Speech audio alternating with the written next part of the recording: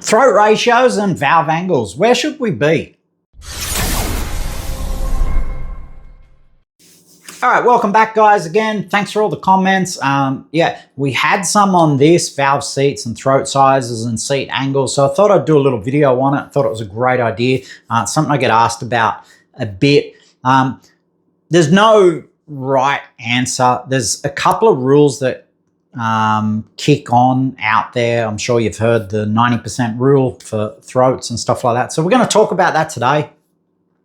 What factors are going to influence what throat size is going to be, what factors are going to influence what valve angles you might choose, and basically all that sort of stuff. So first I want to talk about throat sizes, because this question comes up a lot and it feeds a little bit into our induction series and what we're talking about with the whole variable induction system, because even your throat size is RPM dependent.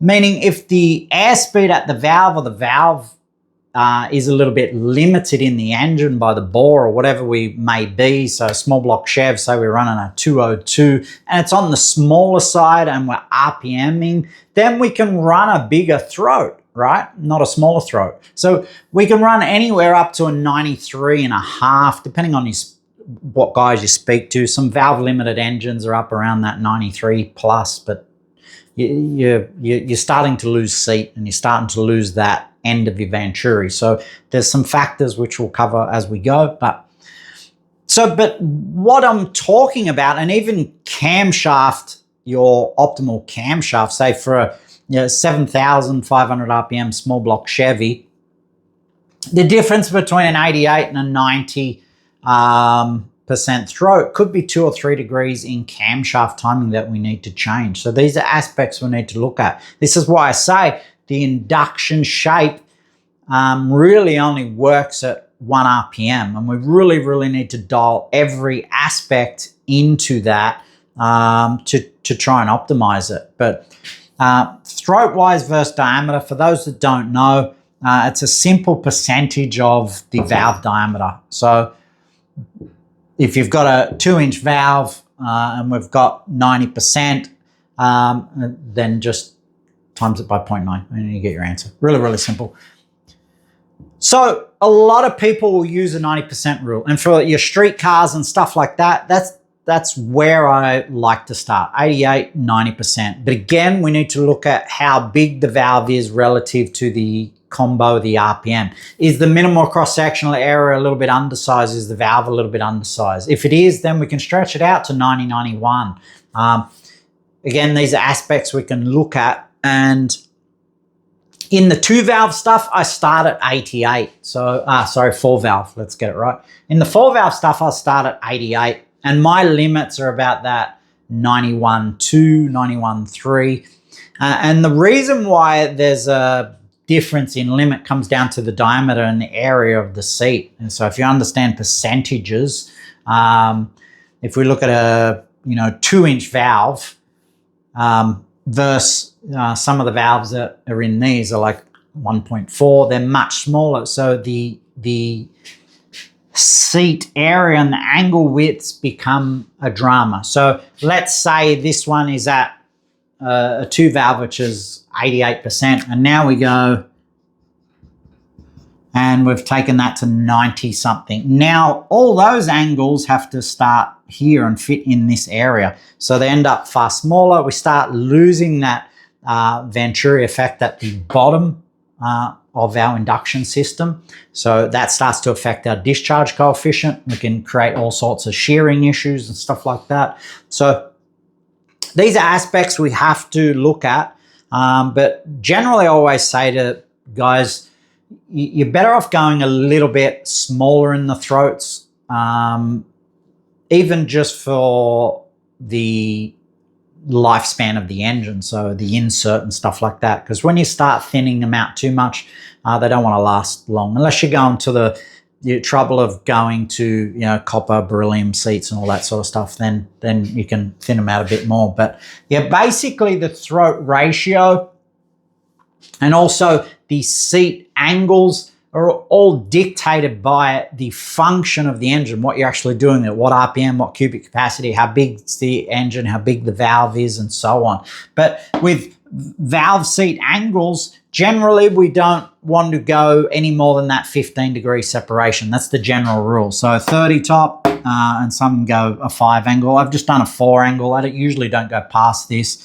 30, 45, 60, 75. And we have some variations of this. But as you can see, they're all on that 15-degree type deal. And depending on the airspeed that you are at the seat, that'll also dictate how tight you can pack the valve angles. So something like this won't really work on LS. So you might have to fudge your seat angles, change these. So in the Fords, we might be a 35 here.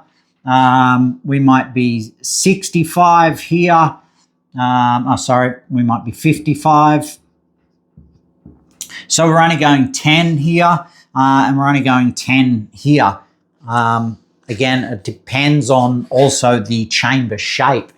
If we've got if we've got a valve that comes in here and the chamber is like this, or the chamber is more like that, that's going to change your top angle.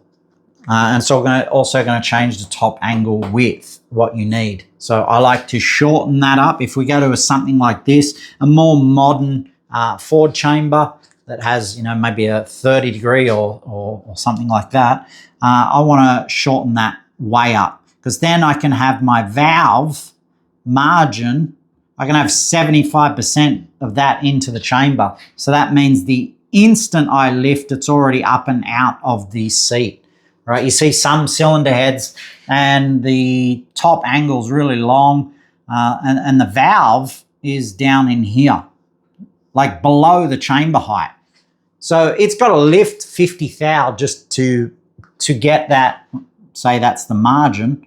It's got to lift 50 thousandths just to get the margin to the chamber. So you've already lost, if you went and spent the money, and we see this in the 4-valve game far more than 2-valve. The 2-valve guys are all over it. But in the 4-valve game, the amount of cylinder heads I get where the valve, the top of the valve, so everyone knows on a valve we have a little margin here.